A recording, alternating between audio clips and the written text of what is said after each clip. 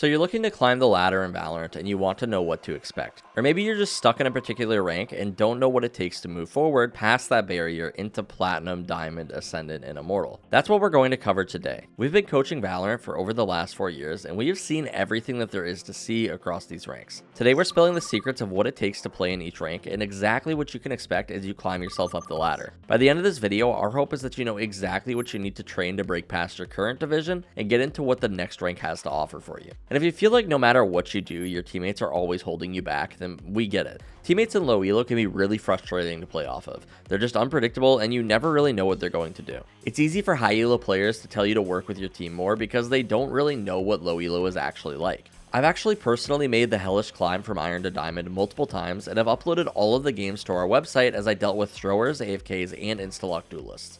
Not only that, but I provided live commentary during those matches so that you can follow along with my exact thought process as I learned to play around teammates from hell. I teach you how you can use your terrible teammates to your advantage so that you can climb out of low elo and never have to play with them again. And you've got nothing to lose because we literally offer a rank improvement guarantee at SkillCapped, so if you don't climb, you don't pay. If you want to see where our rank guarantee will land you in just a few short weeks, then be sure to check out our free rank calculator. And other than that, let's get into our first rank.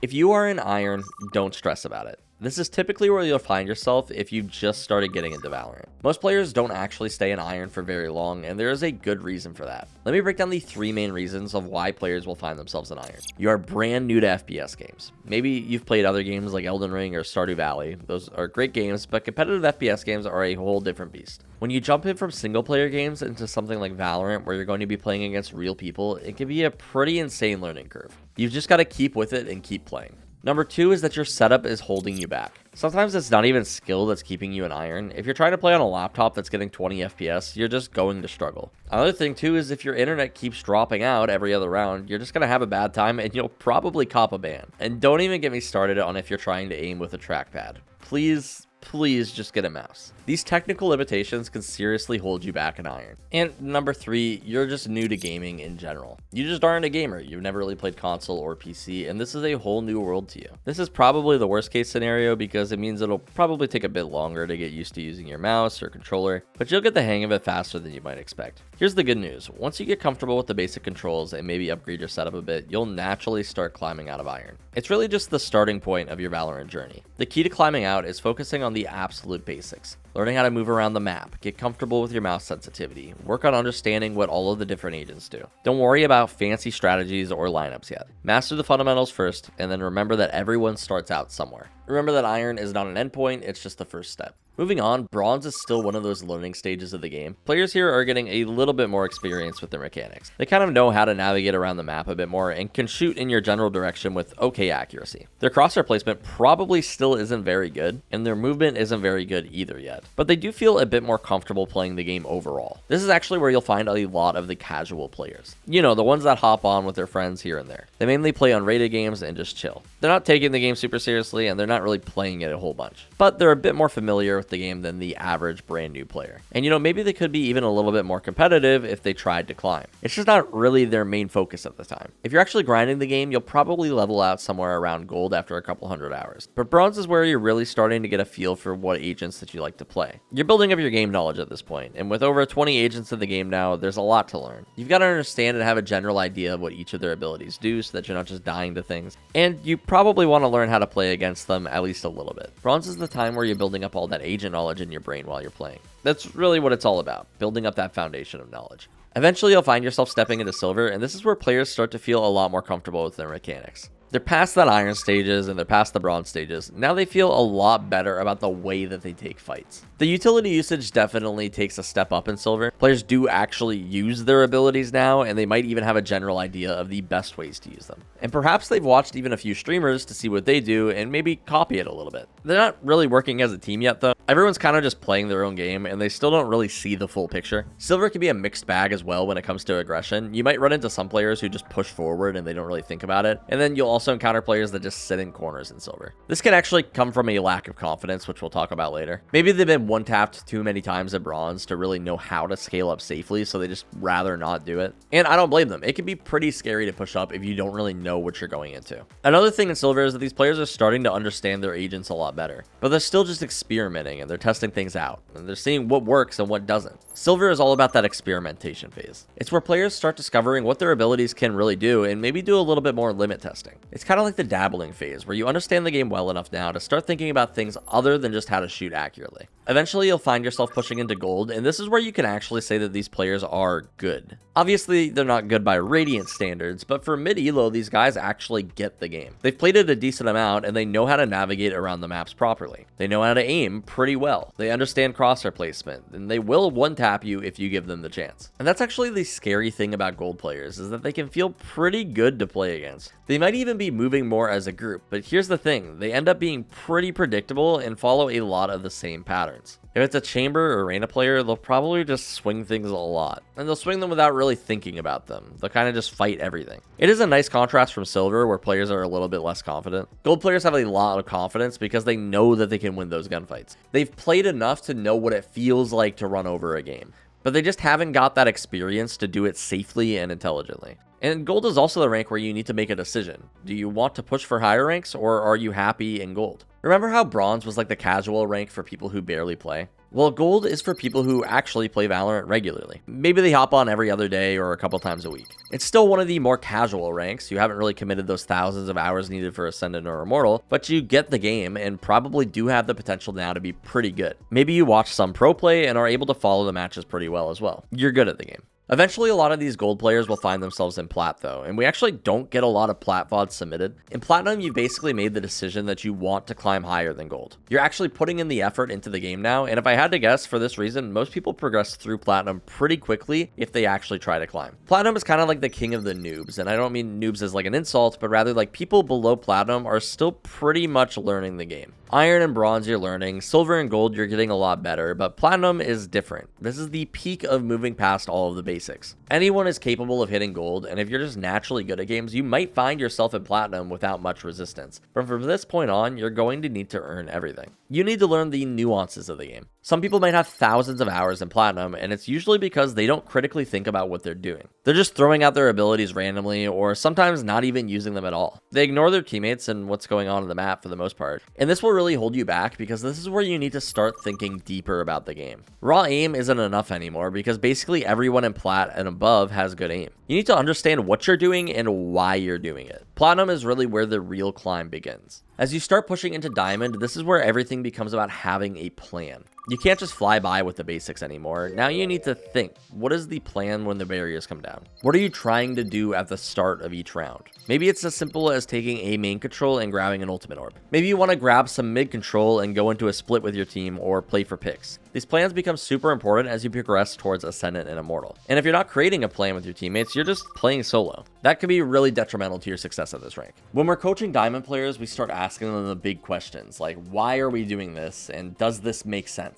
Here's another huge issue that we'll see with these diamond players. We'll get students who say things like, hey, I play a lot, but I'm not climbing. And then we check their tracker and they're playing like 15 different agents. Diamond is really where you need to specialize. You need to narrow it down to 1 or 2 agents that you know best and really stick with them. Think about all the things that you need to master in Valorant to play at a diamond level. You need to know your aim, movement, map knowledge, agent knowledge, and more. All of these skills work together to help the game find your true rank. And if you average out all of these skills, that's how the game determines what level player you are. Now let's say you have 1,000 hours on Yoru, but suddenly one game you're deciding to play Astra, who you maybe only have 30 hours on. You're taking your agent knowledge from here all the way down here. This, of course, is going to decrease your average, meaning that for that game, you're probably not playing at a diamond level, you're probably playing closer to a plat level or even a gold level in dire situations until you've mastered Astra a bit more. This doesn't mean that you can never play newer agents, but when you do, you kind of have to decide, am I focusing on agent mastery or am I focusing on climbing? You're probably going to lose a lot if you're playing that agent that you're not comfortable on, and it's just something that you've got to accept. Diamond is where you need to make these conscious decisions about your gameplay.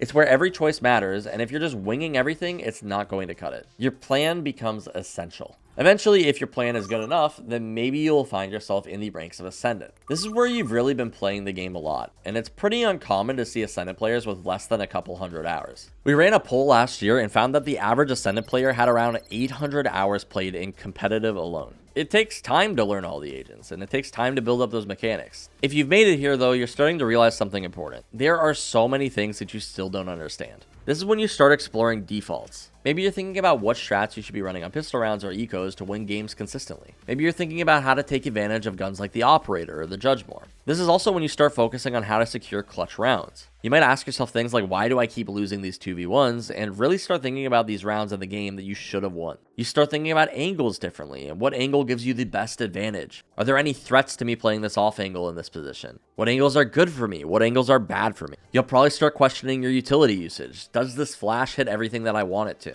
And maybe what are the disadvantages of this smoke that's being placed? Here's the really interesting thing about Ascendant though. It's really a mixed bag of players. You got people who are definitely stuck here because they literally just push there off of aim alone. They lock Jet and Reyna and they take every gunfight that they can, and honestly, they win a lot of them, but they just don't quite get the game. And then you've got the players that are in the camp of Immortals in training. These are players that are putting in the time to learn how to default, and when they should be playing safe versus when they should be playing aggressive. They learn when they're just not the main character in the round and how they can play a more supportive role for their team in those rounds. And then they learn what it really means to play slow in the game, and how to win rounds and have an impact even without having kills. This helps them be a much more well-rounded player, so that not only are they capable of dropping an ace on the enemy team when given the fights, but they're also capable of carrying a game from the sidelines. And that's really the key to breaking through Ascendant. You need to learn team play to actually make it to Immortal. You can't just rely on yourself anymore. This is where the real game begins.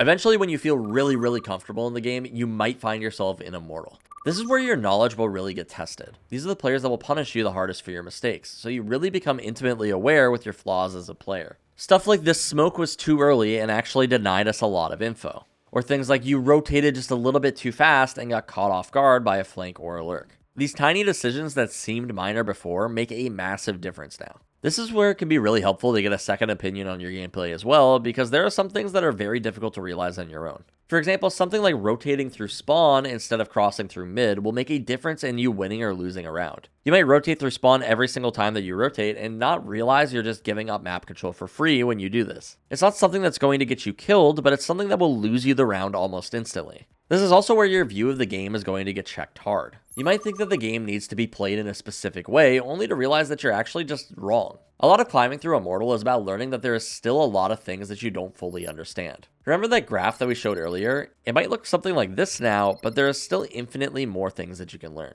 This is also a rank that is really going to test your mental. Things like tilt are going to impact you way more in this rank because, again, your mistakes will get punished a lot more. One subtle misstep and you're going to get one-tapped. You might not even misstep. You might just get unlucky, which does happen in the game, and you need to be able to recognize that, hey, that's just part of the game. Sprayed through a smoke randomly? Cool, go next. At the same time, though, you also need to question to yourself, are you just getting unlucky, or is there actually something that you're doing wrong? It's easy in Valorant to say that everything is luck, but the reality is that you have control of a lot in the game. The guy who got a lucky classic right-click on you, maybe you shouldn't have been that close to him. The 2v1 that you just lost, maybe there's a better crossfire that you could have set up. This is also a rank where team composition will start to show a lot more. If you have no initiator, it's going to be tough to take map control. Those tight spaces become a lot more of a nightmare. And there could be trap setups at every turn.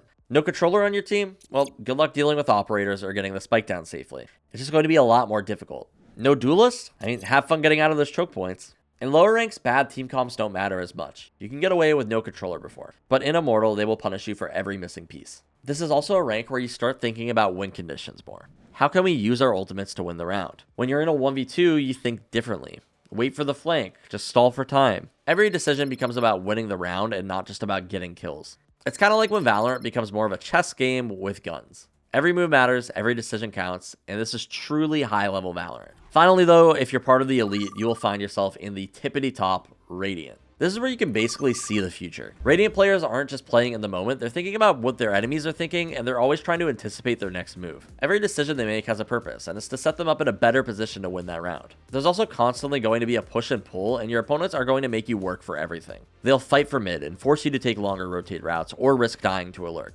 This starves you of information, and it makes it harder for you to make decisions accurately in the game. They'll do things like set up baits and try to fight you when they know that you're uncomfortable. In Radiant, you get to know yourself better as a player as well. You begin to understand your limitations. You know your playstyle, and you know exactly what play you're going to make in any given situation without even really having to think about it. Some Radiants might make different plays than others, but there is no hesitation when they do it. They don't hesitate at all. You also are intimately aware with your agent's limitations. You know exactly where each agent excels and where you should be playing them. You know what a standard default looks like and how you can take map control safely without risking your life. You also become more aware of the risk of inaction. Sometimes not taking a fight or not pushing a player means losing the round. Even if a duel might be unfavorable, you recognize when you need to take those unfavorable duels, because doing nothing would be much worse. This is when real teamwork becomes crucial. Everyone is playing so well that if you're not playing with your teammates, you'll get run over. It might still be solo queue, but teamwork is everything. This is where you're actually playing Valorant the way it is meant to be played. Alright, so guys, before we wrap this up, let me tell you a little bit more about SkillCapped. So we've been helping players like you rank up in Valorant for over the last 4 years. Since our channel launched in 2020, we've helped thousands of players climb out of low elo. Over the years, we've been able to test our methods, and we have found a way to make ranking up stupid simple so that anybody can rank up insanely effectively. Valorant can be really hard at times, but with SkillCapped, we will make it easy. In just a few weeks, we can take pretty much any player and help them rank up 5 divisions or their money back. That is our guarantee that we offer, so if you're really thinking of climbing, be sure to check out our free rank calculator with the link below. And other than that, we'll catch you in the next one.